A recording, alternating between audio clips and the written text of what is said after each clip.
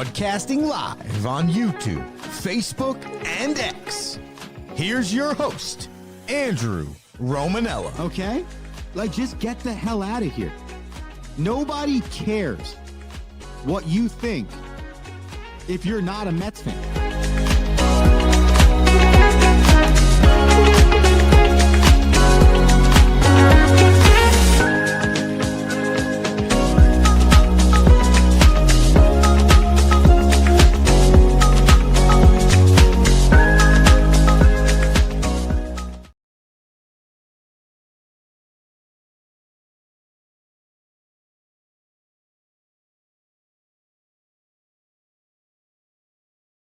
What's up, everybody? Welcome into a edition of the Rome Show, broadcasting live on YouTube, Twitter, X, Instagram, and Facebook. I'm your host, Andrew Romanella. We got a dynamite Wednesday show for the people. There's some controversy in the National Football League, more specifically with the voting for the Hall of Fame. And of course, you know I have to give you my opinion on that.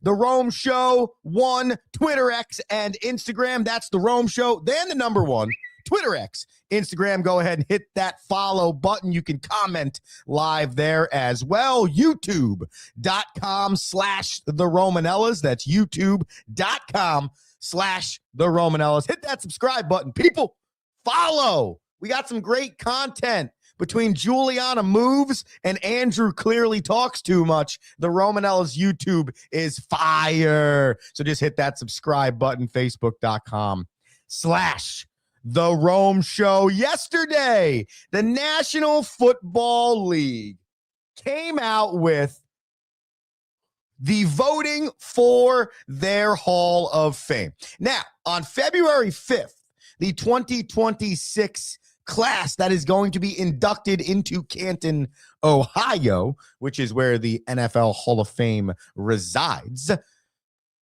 We don't know that list yet, but we found out yesterday one name that will not be on that February 5th list, and it is the greatest, no hyperbole there, really not much of an argument, the greatest football coach in NFL history, Bill Belichick, 6-time Super Bowl champion, 333 combined regular season and postseason wins, good for second all time.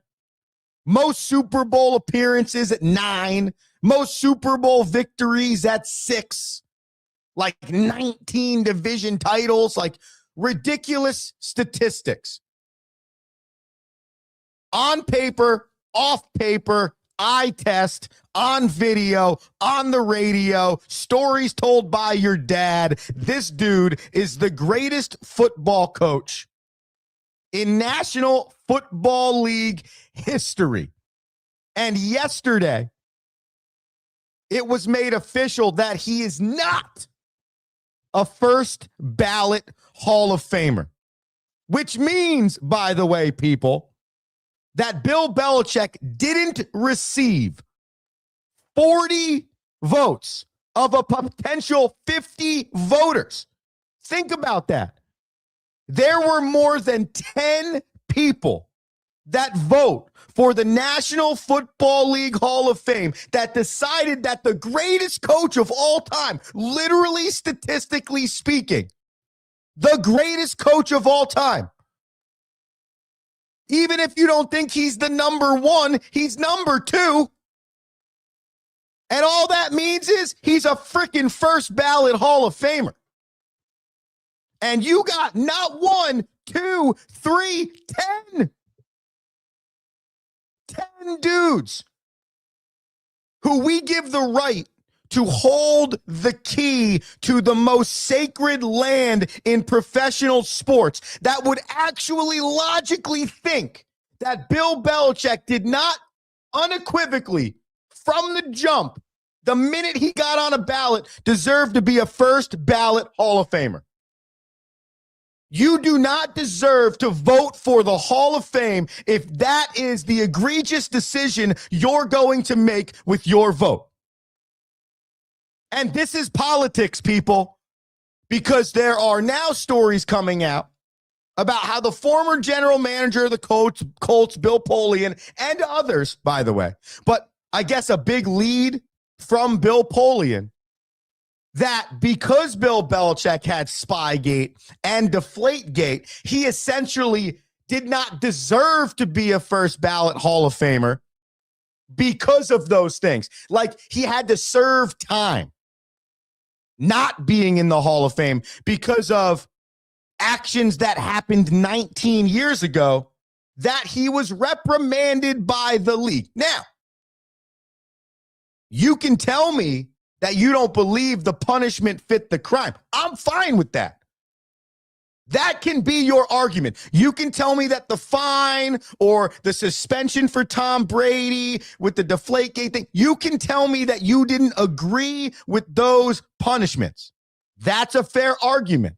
But you cannot tell me that 19 years later, again, when the resume speaks for itself, this is not a conversation of, I think LeBron James is better than Michael Jordan, who's better than Kobe Bryant. No.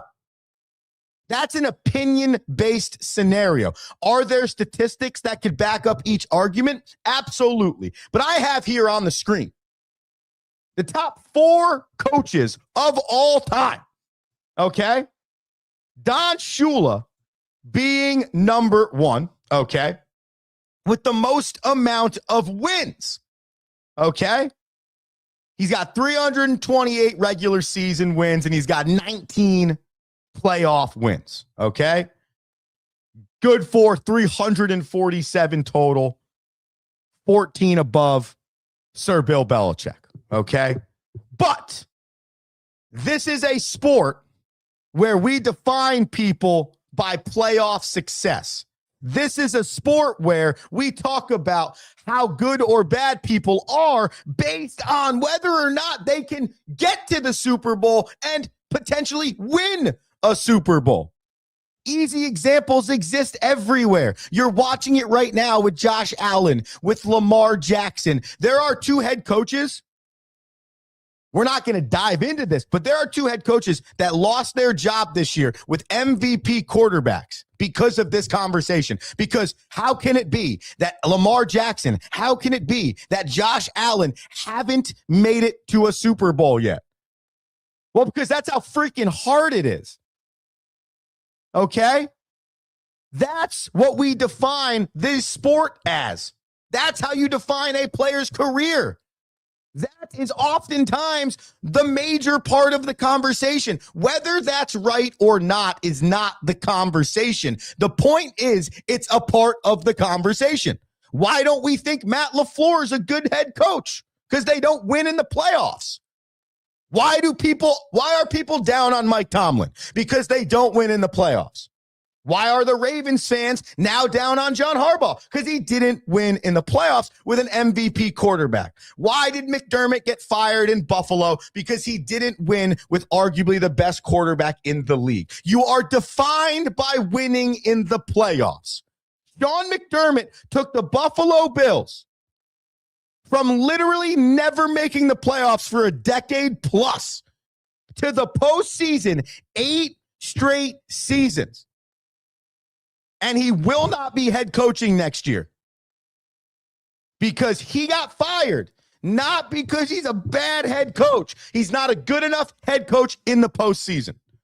That is how we define people. And Bill Belichick has the most playoff wins, the most Super Bowls, the most Super Bowl appearances. What conversation are we even having here? And if you want to be loser-ish like Bill Polian and anyone else that didn't vote for Bill Belichick because of whatever scandal he got involved in 20 years ago, we need to reevaluate the standards of Hall of Fames. Because not just in football, but literally in every professional sport, you can go up and down the line of the Gold Jackets or the Busts in Canton or whatever you call them. And you could be like, there's not 100%, not even a chance of dudes that have a perfect track record. Bill Belichick, quote unquote, to the letter of the law, served his time. Whatever that time was, whether you agree or you don't, he did it. He accepted the punishment. He took it on the chin and he moved on. 19 years later, when what he did as a coach is literally the greatest of all time, I do not see how we are sitting here today and Bill Belichick is not a first ballot Hall of Famer. The final thing I'll say, hit me up on youtube.com/the Romanellas, The Rome Show 1, Twitter, X, and Instagram. I'd love to know your thoughts on this. The last thing I'll say, because there was a lot of action on social media yesterday from a lot of athletes actually defending the fact that Bill Belichick did not make it in as a first ballot Hall of Famer. The likes of Patrick Mahomes, J.J. Watts, LeBron James, okay? I feel like that tells you everything you need to know. When there's a visceral reaction to a decision of this nature from the public, and then take that a step deeper from the public that is respected in that area, it kind of tells you everything you need to know about the situation. Like anytime you ever talked about Pete Rose, it was clearly 50-50. Half of the people were like, no chance. This guy doesn't deserve to be in the Hall of Fame for whatever he did. And the other half of the people were like, this is ridiculous.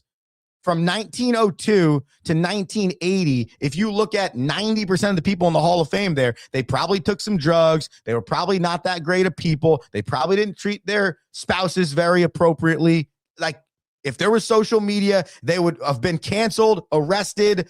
Like, none of those dudes would have made it. I mean, I bet Babe Ruth would have been suspended every season. So you can't tell me that we're good with all of that. It's exactly what I said about Major League Baseball with Carlos Beltran.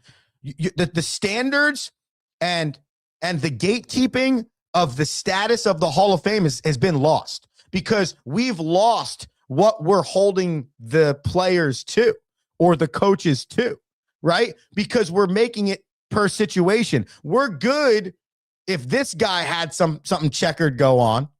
We're good here, but over here, we're not. We're okay with that type of cheating or issue or problem or whatever the insert scenario here is. But that, we're not good with. That can't be the case. And now you set the standard moving forward. There's literally not one coach ever now in the history of the National Football League that can ever be a first ballot Hall of Famer. That's the facts. If Bill Belichick is not a first ballot Hall of Famer, then never again, unless somebody has a better career than him, then never again can you have a first ballot Hall of Famer.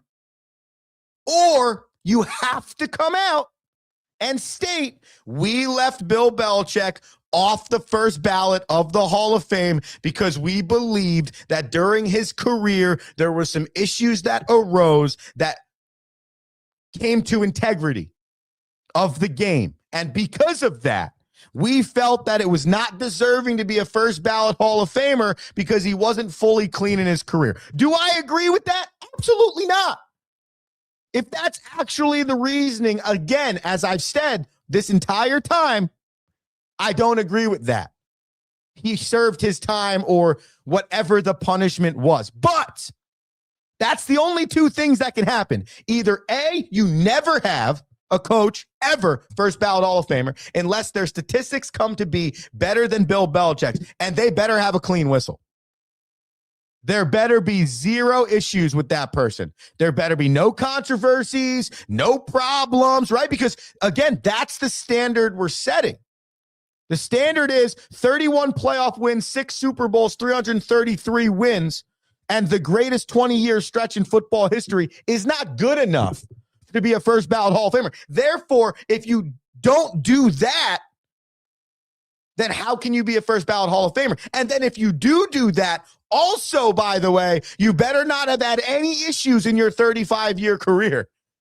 Okay. And the crazy part about this conversation, we're not even including his 2 Super Bowls as an assistant coach with the New York Football Giants.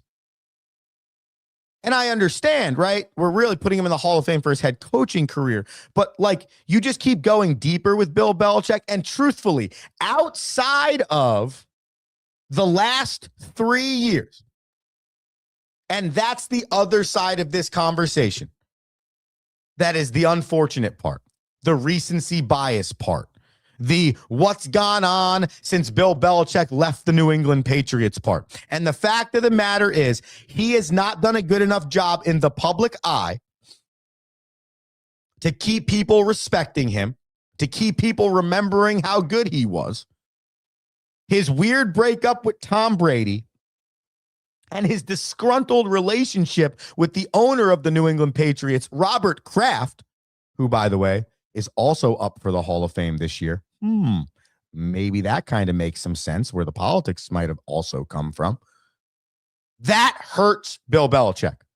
That right there, unfortunately, with the way we are as people, we are very much recency bias people. That's why there are so many busts at quarterback in the National Football League, because they had a good last 5 games or a good pro day, or they were really good at their metrics and in their interview, and we need a quarterback, so we jump up to get them way earlier than they ever should because we recency biased that decision. So what's gone on also, in reality, is Bill Belichick has not done anything for himself to give him the look of somebody that any Hall of Fame wants to put in their Hall of Fame. And that, again, should not matter. That's just the reality, though. The recency bias of it is Bill Belichick, the way he's handled himself at North Carolina, the stuff that's gone on with him and his girlfriend, like I said earlier, how his breakup ended with Brady and Kraft, all of those things, unfortunately, do not bode well for him. And the final nail in the coffin is where the New England Patriots currently sit right now. Getting ready for Super Bowl 60 in 2 weeks. A year removed from a 4-13 season. Now, one could make the depths of an argument that Bill Belichick is still having his effect on the New England Patriots to this day, because Mike Vrabel obviously won his Super Bowls as a player under Bill Belichick, and I got to imagine got a lot of his coaching influence from Bill Belichick. But because the Patriots survived after Bill Belichick and now they're back in the Super Bowl just 4 years later, and because, right, Tom Brady goes down to Tampa Bay and wins a Super Bowl with the Tampa Bay Buccaneers, and as I just finished mentioning, the way Belichick has acted in the public eye the last 3 years, you put all that into a mixing bowl, and then you add the stupid politics of the Deflategate, of the Spygate, of whatever people believed he deserved to serve time for. And that is how we get to the greatest football coach of all time being left off the ballot as a first ballot Hall of Famer. And by the way, we see this everywhere. And I have a true issue with these Hall of Fame voting committees. I actually had an issue at my own job yesterday with our voting committee, right? Because no matter what, when you have the voting for major awards, doesn't matter the level, there's going to be problems. It can never be 100%. It's just how it is. Okay. So right now, we talked about it yesterday. You missed it. The Rome Show podcast, wherever you get your podcast, Apple, Google, Spotify, all the like. The MVP voting, the offensive player of the year, defensive player of the year, like you're looking at that sheet of 5 guys. And all of us agree. There's 3 knocked down. Really not one person would disagree if either of these 3 guys won the most valuable player, the coach of the year, whatever, right? But the fact of the matter is only one guy's going to win it. And people, whether player, coach, or other, are going to feel some type of way about how their guy didn't win it. And they will find a way to feel like they got screwed in the process. And so I say all that to say this.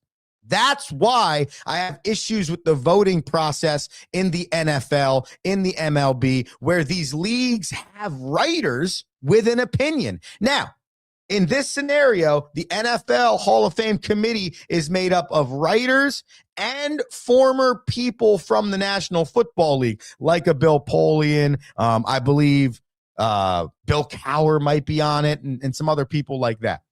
But I truly, and I've always said this, one, writers should be nowhere near any of this. Okay? I just don't believe writers have the right unbiased opinion, because they have bias by how their interactions go with those players or their coaches over their career. I think something else to think about is a statute of limitations on when you were in the NFL and then when you get to be on this committee, because I do understand that it would make sense to have people from the era of the guys getting into the Hall of Fame on that committee. But to use the Bill Polian example, this dude literally was losing to Bill Belichick and the Patriots for that same 20-year stretch. Okay? That's bias. That right there is bias. And then he was atrocious with the media. So you got a bunch of writers on there that are like, nah, screw this guy. He pissed me off for 20 years, never answering my questions. We're on to Cincinnati. Nope. That cannot be the case. I've talked about what the answers could be in multiple different ways. There's always going to be problems. Said this to my boss yesterday. Anytime you come up with these committees, no matter what, there's always going to be a not 100% component to it. But if you put the committee together the right way, where everyone can sink their teeth into, I agree with the people making this decision. These are the right 50 people, 30 people, 10 people, whatever the case is. Then they can get behind the decisions. Most people don't like the college football playoff committee because they also don't like who's on the college football playoff committee. That's half the argument, as much as the decisions they are making to put teams in or not put teams in. But the bottom line is, no Bill Belichick first ballot Hall of Famer is the last thing I ever thought I would hear in my lifetime. You'll hear from me again on the backside of this commercial break, where we talk about the Buffalo Bills' new head coach, a new offensive coordinator in Tennessee, two New York guys. Well, not really. They spent moments as New York guys, come together at Nissan Stadium. And hey, the Knicks closed door meeting working. Whoa, so much on the docket on the backside. Stay with us here after the commercial break. Andrew Romanella, The Rome Show.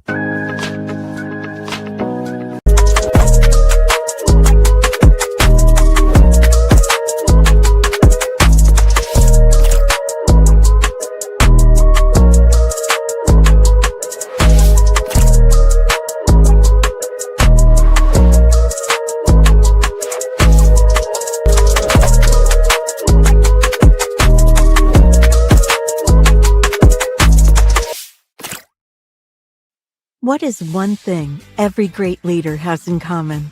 They challenge their people to not stop at the first right answer. Tighten the Lug Nuts is a leadership book that will teach you how to move past the first right answer with entertaining and detailed examples founded in real-world concepts and experiences. Accelerate towards your professional goals with Tighten the Lug Nuts, one of the best leadership books available.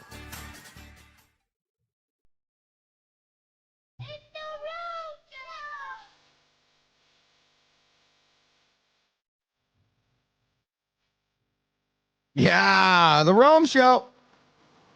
Welcome back in on January 28th, 2026. Super cold outside, state of New Jersey, 7:39. Hope you're enjoying the show. I'm enjoying the show. Andrew Romanella leading you on this trek for another 10 minutes or so. The Rome Show 1, Twitter, X, and Instagram.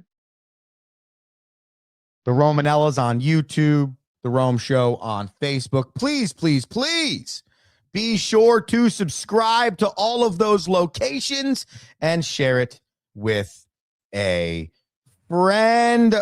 Overnight, we found out that the Buffalo Bills have decided who their new head coach is going to be to replace Sean McDermott and hopefully bring the Buffalo Bills from consistent playoff contender to consistent Super Bowl contender. The Buffalo Bills have decided to hire Bills offensive coordinator Joe Brady, and they're going to promote him. So they're going to take their OC and they're going to promote him. Brady was the quarterback's coach in 2022. Okay. Then became the offensive coordinator in 24 and 25. In 2024, I think the Bills led the league in touchdowns and like points, at like 530 points scored and like 65 touchdowns, like something ridiculous. Obviously, Josh Allen was the MVP of the league that year.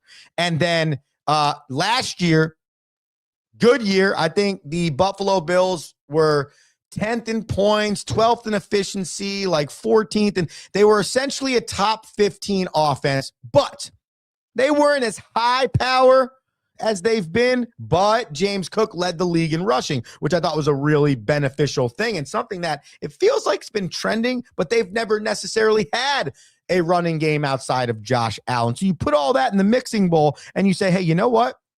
We might have the next guy in our building right now. Plus, over the last 4 years, we've seen a continued ascension of Josh Allen, including him winning the most valuable player. And as we just mentioned, the offensive statistics over the last 2 years. Now, we've seen this with the Bills and Josh Allen before, except the OC then was Brian Daboll, and he went to the New York Football Giants as the head coach. Joe Shane was the assistant general manager of the Bills. He went to the Giants, and he said, I'm bringing Daboll because that dude has helped make Josh Allen in the first 5 years of his career who Josh Allen is.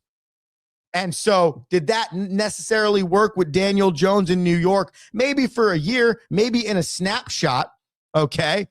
But now this is the Buffalo Bills in-house version of the exact same scenario. Essentially 2.0. But this time Joe Brady's staying in the building with Josh Allen in the offense he's been working with for the last 4 years. And I think that's a huge thing. Do I know if Joe Brady's going to be a great head coach? I don't know. Right? But I do know one thing. Josh Allen gets to keep his offense the same and the voice coming through his headset the same for the third straight season. And something we're looking at in Philadelphia and some other areas, okay, is how difficult it is for some quarterbacks to deal with that. Like Jalen Hurts having 7 play callers in 8 years. And now in every season he's been in the National Football League, a new play caller, a new playbook.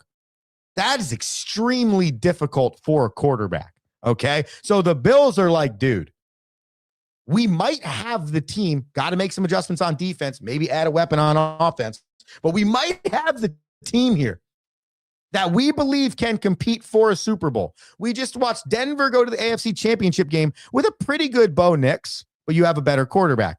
We just watched the New England Patriots they're going to the Super Bowl with Drake May. Good quarterback, probably right below Josh Allen right now. And if you look at what he's done in the playoffs, it's not like it's been world beater type stuff, more led by the defense, but nonetheless in the Super Bowl. So if you're the Bills, you're like, dude, we get the right head coach in here. Like this team should be able to go and compete for a Super Bowl. So Joe Brady stays as the Buffalo Bills head coach. The only concern I have there is he was literally there for 4 years with Sean McDermott, not reaching the pinnacle. So that's an interesting thought there. That's the devil's advocate too. Great. It keeps it consistent for Josh Allen, but it also keeps it consistent with a dude that's been around the not being able to reach the point we want to reach.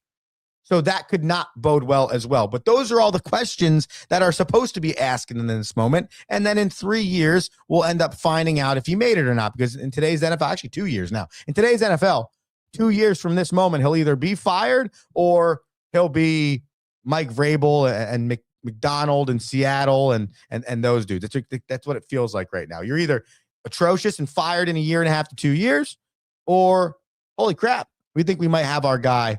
Let's move forward with this dude. We mentioned Brian Daboll. He's no longer the head football coach of the Giants. He's now the offensive coordinator of the Tennessee Titans. And so think about this, okay? 2 years ago, we'll use that same example. 2 years ago in this moment, the head football coach of the New York Jets was Robert Saleh. And the head football coach of the New York Giants was Brian Daboll. It's probably less than 2 years, but we're going to use 2 years. 2 years later, 730 days later, Robert Saleh's the head coach in Tennessee, and his offensive coordinator is Brian Daboll. How about that? That is how fast the NFL moves today. Because 2 years ago, backdate 2 seasons, the New York Football Giants were closer to a playoff berth, a playoff victory, and re-signing Daniel Jones than they were to this moment right now. 2 years ago, you're like in year 2 of Robert Saleh. He got fired in year 3. You're in year 2. You're excited going into the season. Woo, right? And then it all went downhill, right? As it does with every Jets coach for the last 15 years. But I digress. Brian Daboll now gets to work with the number 1 overall pick from last year's draft, Cam Ward. And I've been saying it. Unpopular opinion, fine with me. Call it a hot take if you want to. Hot take. I've been saying Robert Saleh is the one I'd want to get my hands on in this coaching cycle if I was to get a retread head coach. Give me Robert Saleh. Why? From the simplest of forms. At the time, when he was the Jets head coach, especially in the New York market, he kind of sucked. Like, it felt like he sucked. It looked like he sucked. It looked like it was time. Great dude. But it just looked like he was not necessarily ready. Then you put Aaron Glenn in the seat for last year. And you say to yourself, maybe Robert Saleh wasn't that bad. Because there was one thing the Jets could hang their hat on in his 2.5 years of being the head coach here. They were going to have a good defense. And statistically, visually, and every Sunday, Monday, or Thursday, sometimes Tuesdays, Wednesdays, and Saturdays, they showed up. That defense, at least. And I mean, in the last 4-year stretch of the Jets, I would say that the time under Robert Saleh was way better than the time under Aaron Glenn. And if I was in that 4-year mix to miss somebody because they fire a coach every like 12 minutes, probably better than that guy too. Probably like a Todd Bowles or Adam, what's his name? That was the Dolphins head coach, and he had the psycho eyes, right? The plethora of guys. But I've been saying it, and now I think Tennessee has a really good coaching staff. I don't know what they're going to do defensive coordinator-wise, but probably it's going to be Saleh calling the plays. But nonetheless, Daboll, OC, working with Cam Ward. Speaking of OCs, the Denver Broncos fired their offensive coordinator, Joe Lombardi, who has spent 12 total years with Sean Payton. And this one bothers me. Not because I'm a huge Joe Lombardi guy and, oh my God, I can't believe my guy Joe got fired. That's not why it bothers me. It bothers me because Sean Payton calls the plays. Okay? So the buck's going to stop with you, Sean, when it comes to play calling, when it comes to essentially being the offensive coordinator or the most important aspect of the role. But when it comes to the person taking the heat for the offense not being as good as the offense should be, we're going to put it on my assistant coach who, yeah, sure, he might help me with the game plan. Sure, he might do the entire game plan, but I'm calling the plays. He might give me his input from the booth, but I'm calling the plays. I think it's such a bullshit scapegoat when a coach fires an assistant, especially an assistant coordinator that doesn't even make the play calls. Now, I'm not in the building. So of course, there could be a scenario where he's just being an a-hole or he's saying stuff behind closed doors that's detrimental to the organization. And Sean Payton's like, all right, we just got to get out of this thing. But this man's been 12 years with Sean Payton, all 3 years as the offensive coordinator in Denver, has helped mature Bo Nix, has helped mature this team to the AFC Championship game. Now, if Bo Nix doesn't get hurt and they win, are we having this conversation? Probably not. You played a backup quarterback against one of the best defenses in the league, and you didn't win. And by the way, I think that's on you, Sean Payton, more than it would be on the coordinator that sits upstairs in the booth and doesn't even get to call the offense. That one bothers me. Aaron Glenn fired his coordinator too. Like, I don't understand. You hired these guys. Now, in Aaron Glenn's case, it's been 9 months. Like, that is an indictment on you. I say this all the time. I've had a bunch of assistants leave in my last 4 years. That's on me. Like, do I think that some of those assistants maybe didn't fully want to be in coaching, and so they were, or didn't want to be in the situation I had to offer them because they felt like something was better? Absolutely. But when push comes to shove, I have to look in the mirror and be like, well, if this was so awesome, regardless of maybe how much they get paid or the level that we're at, they'd probably find a way to stay. But if it's not as awesome, they probably don't really want to find a way to stay. And it's like, you got to kind of look in the mirror and say, is that a you thing or is that a them thing? And there's always fault on both sides. But I think the firing of the coordinator after making the AFC Championship game that doesn't even call the plays is a scapegoat to me when you are the person. One, you're the head coach, so the buck always stops with you. But two, you're not only the head coach who made bad decisions in that game to, I believe, help you lose that game, but also you're making the decisions offensively because you're play calling. Those firings bother me. To finish, we talked about this, okay? To switch over to the hardwood really fast. The New York Knicks, by the way, had a closed-door meeting after their atrocious loss to the Dallas Mavericks. Since then, they've only had like the largest victory in franchise history, and they are on a 3-game winning streak. And I got to be honest, okay? One, kudos to the Knicks. Kudos to Jalen Brunson, who called that closed-door meeting. But I have to be honest with everybody. It bothers me so much when coaches or teams have to do stuff like this to get motivated to play their sport. Don't even get me started with them getting paid to play the sport. But nothing bothers me more than someone that's making the conscious decision to play, keyword there, play a sport, and they can't show up with excitement to be there. They can't show up wanting to try and win the game at hand. They can't show up wanting to get better at practice. They can't show up and give their best effort. It blows my mind. Like, is it really fun? In this example, I'll use Karl Anthony Towns because a lot of people have been on him. Without the excitement, doesn't look like he's engaged. You see in some videos on Instagram in a team huddle where you can see it. And it's like, dude, first off, you're getting paid a lot of money to do this. And then secondly, like, is it fun for you? Like, because from our vantage point, it looks like you don't want to be here. Your teammates look like they're talking to you about how you don't want to be here. Just don't be here. You're playing a sport. Like, you're on a basketball team.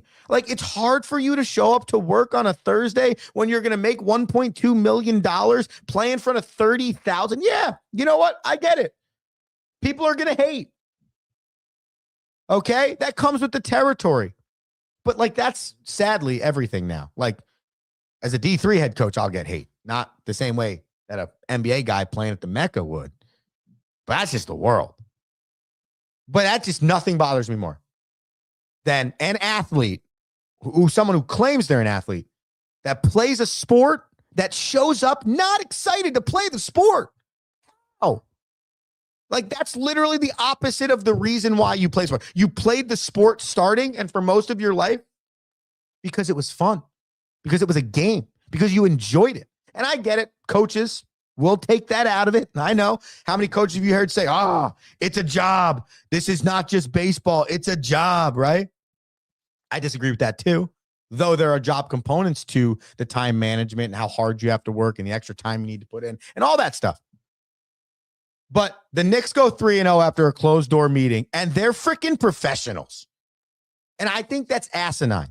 Like, you have one season, you get half the year off from the team aspect, from the grind, from the travel, from all that stuff. You have one season.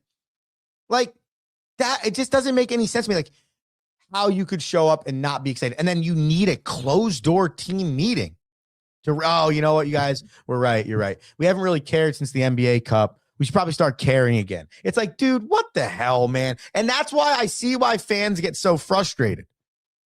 Though I'm the first person to call out a fan that acts like a complete loser, I do agree, though, why fans get so frustrated. Because you're sitting in the stands on January 12th and you care more than the point guard or than the shooting guard or the third baseman or the centerman. Like, that bothers you as a fan. You spend your hard-earned money to be at this game, to root this team on. You invest a lot of time into these teams so it can be fun for you. And when you watch them, you want to at least just know that they're going to put an effort in that's entertaining and engaging. That's what you want. And you can live with the loss, though it may hurt sometimes, if you're cool with the trend of your team. Hey, you know what? This is a fun team to watch. Yeah, do I want them to be 30-10 instead of 20-20? Absolutely. But man, every game I watch, I'm engaged. It's fun. They got a chance to win. Like, they care. They're energetic. That's what you want from your team. And man, nothing grinds my gears, to quote Peter Griffin to finish this show. You know what grinds my gears?